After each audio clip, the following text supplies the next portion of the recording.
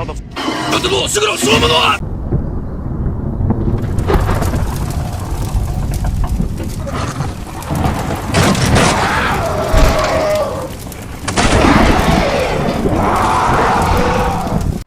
now, it is old news that the Jurassic World Rebirth Velociraptors got the short end of the stick. While some believe it is deserved, some believe that the Raptors were done dirty in this film.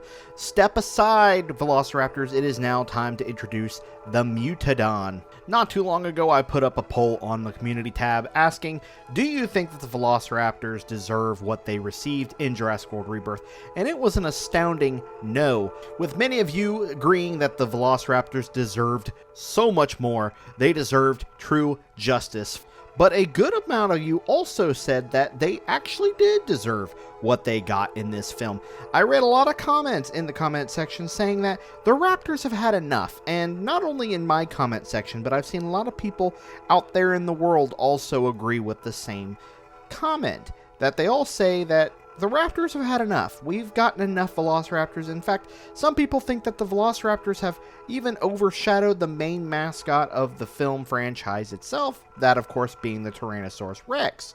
I of course want to do a little bit of a history lesson with you guys, going over all the different versions and renditions of the Velociraptor that we have received throughout the Jurassic franchise's lifespan. We of course first start off at Jurassic Park, where the very first dinosaur we're somewhat introduced to is a Velociraptor, also known as the Big One. We are shown just how fierce these creatures can be. We are told by Muldoon that they can run at cheetah speeds and they must be destroyed. He has even indicated that they do remember things, such as weakness in fences. Now, they are not exactly shown a lot throughout the film. They do make a final appearance, I'd say about 3/4 of the way through the film, where they are, of course, giving us that iconic scene of the raptors in the kitchen. Hello there. And we are also reminded how intelligent these creatures truly are as we witness one opening the kitchen door. While they do give our main characters quite the fright, we are quickly reminded who the top dog truly is on Isla Nublar, the T-Rex, as the raptors are dispatched one by one, allowing our heroes to escape to the helipad with John Hammond behind the wheel. We then go ahead and look to the Lost World Jurassic Park, where the Velociraptors are actually not seen until a little over halfway through the film, and they don't even receive all that much of a really big part, honestly.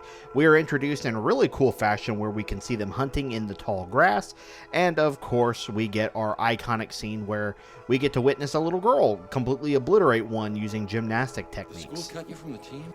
And as you know, this is my favorite design of Velociraptor in the entire world, the Tiger Velociraptor. It is also known that we were supposed to receive a really cool scene with Velociraptor sneaking onto the boat as it was making its way to San Diego, and finally answering that question of what tore the crew to pieces and left the body parts all over the boat. I would say this film really just made the Velociraptors feel more animalistic than super intelligent. They really didn't do all that much to really give off a, holy crap, these animals are extremely smart and we need to be afraid. They really just acted more like animals truly should. However, that changes when we get into Jurassic Park 3. We are introduced to a new style of raptor, a new version, I guess you could say, maybe a new species of Velociraptor, taking place on Isla Sorna, just like the previous film, but the Raptors got a little bit of a facelift, introducing us to this new design, darker gray with some quills on the back of the head for the males and these Dalmatian-esque kind of female raptors, which I have to say were really good looking. But this is where we're introduced to a more intelligent raptor, where we actually get to witness one of them playing dead or even just kind of staying still, acting as if it were an incubated dinosaur to trick Amanda Kirby, and which it very quickly proved that it was not fake and indeed a living animal, which then was kind of something that threw me off, because, you know, it was really interesting to see a raptor play dead, or even, I don't even know if you play dead, play mannequin. I don't know where you go with this. But Jurassic Park 3 really led into the Velociraptors being more of the main antagonist of the film, because we were focused a lot on them at the very beginning of the film, with Dr. Grant talking about them at his little TED Talk, and of course him talking with Ellie Sattler, asking if she remembers the sounds that they made, which she quickly reminds him she tries not to. While the Spinosaurus was supposed to be the new big bad mascot of this film, it might as well have just been the Velociraptor skeleton put on the logo of that film, because really the Velociraptors had more screen time, I believe, than the Spinosaurus itself. And, fun fact, that there was originally going to be a scene where the Velociraptor pack would all come together to take out the Spinosaurus at the end of the film, taking care of the big bad dinosaur for that. However, that was scrapped in favor of the Spinosaurus being caught on fire ever so slightly and being chased off, well, pretty much with its tail between its legs. Now we fast forward 14 whopping years into the future, where we are introduced to the Raptor Squad, Echo, Delta, Charlie, and of course everybody's favorite, used to be favorite girl, Blue. These were not just any types of Velociraptors. No. They were now trained attack dogs because of a clicker. While I would admit that it was really cool to see Velociraptors in this style, 14 years later, I would have to say the Velociraptor theme itself was getting kind of stale at this point.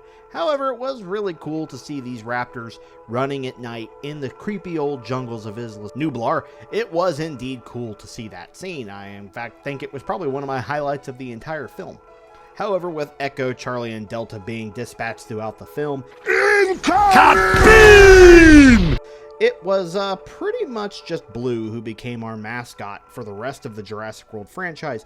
While Rexy did, of course, get to make appearances, it really did feel like Blue was becoming the Pikachu of the Jurassic World. So much so that we even needed to have a baby Blue with Beta, because of course we did. So as you can imagine, by this point, people are probably getting really fed up with Velociraptors. They just kept getting smarter and smarter and more, well, screen heavy. Which leads us finally to Jurassic World Rebirth, where we were introduced to a very, very nice design of the Jurassic World Raptor in the style of Jurassic Park 3, but a little bit different. We were introduced through marketing of balloons and some early renditions of action figures. However, we were kind of curious as to where the Velociraptor was really going to play the role in Jurassic World Rebirth. Of course, in the very first trailer we got to see a two-headed Velociraptor that was very reminiscent of the Tiger Raptor from The Lost World, until we found out, no, it was not a Velociraptor. It was a placeholder for the Mutadon, a hybrid dinosaur between a Pteranodon and a Velociraptor. Now, I think it was intended for these guys to just really show how big and bad they were by, well, doing something some of us really didn't expect to happen. Absolutely obliterating a Velociraptor in a matter of seconds as if it were nothing at all, taking off with it in its talons for a future feast, leaving the Velociraptor pretty much cut from the rest of the film. Yeah, if you came to Jurassic World Rebirth hoping to see some epic Velociraptor action, that is indeed what you were not going to be getting, because no, they were no longer the big bads of the film. It was the Mutadons, here to show you that the new Velociraptors were indeed much scarier. This is where a lot of people seem to differ in opinion on if the Velociraptors deserved this much hate, pretty much. It was, we know that the Velociraptors have always been, quite a force to be reckoned with, but in this scene, we're pretty much just shown raptors are no more than just easy prey for these new big, scary pterosaur-esque dinosaurs. Now, is it a dinosaur? Is it a flying reptile? Who knows? But that's not the point. What the point is I personally feel that this was really dirty to do to the Velociraptors. They did not need to, really, in my personal opinion, treat the raptors like they were absolute dog chew toys. What they could have done, and this was something that I always thought would have been a much better scene, is at the end of the film, when they're getting ready to introduce the Mutadons, have the raptors quickly sneak out from behind the gas station, scare our people, where they could have brought that scene in and the guy saying, "Is it a Velociraptor?" and him going, "It's a Velociraptor," where you could have that raptor creeping around the corner, having like 3 or 4 of them, and then all of a sudden, one of them looks up, lets out that barking howl, and they all take off running, then swoop in the Mutadon. That would have been a much better scene, because at least we would have gotten more raptors, and we would have gotten a scene, take away the scene from the before, where the creature just came down and just epically annihilated that raptor. Or if you want to keep that in, that's fine, because one raptor did get away, so you could use that as if one of those raptors, if not that raptor leading that pack at the gas station, could have been the raptor that was there to witness the Mutadon attacking the other one, and it going, "Ah, crap, that's the one. Everybody book it." So they all leave. That would have been a much better scene, just personally in my opinion. They did not need to do the Velociraptors that dirty. I do think they were trying to make a point where they're like, hey, the new big bad is the Mutadon, screw the Velociraptors. I don't think that was fair. I know a lot of people were very angry, and we do have a lot proving that Velociraptors were supposed to be a lot more prominent in Jurassic World Rebirth.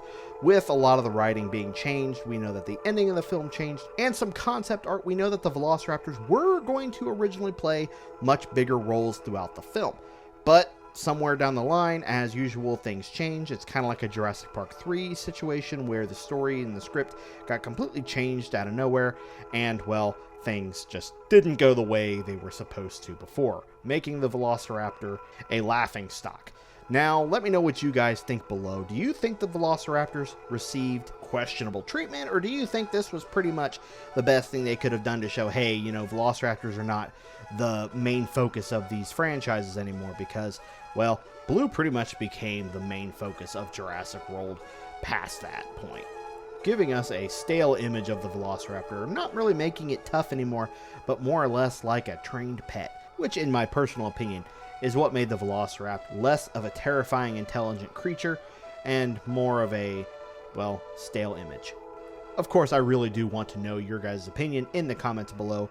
Do you think the Velociraptors deserved more like I do, or do you think this was the right course of action for them to take? Let me know in the comments below, and of course, thank you guys for watching. If you guys enjoyed, you know what to do. Leave a like, because we are always covering Jurassic content, whether it be toys, video games, or movies. And until then, I will see you all in the next video. This is Brooding Gamer, signing out.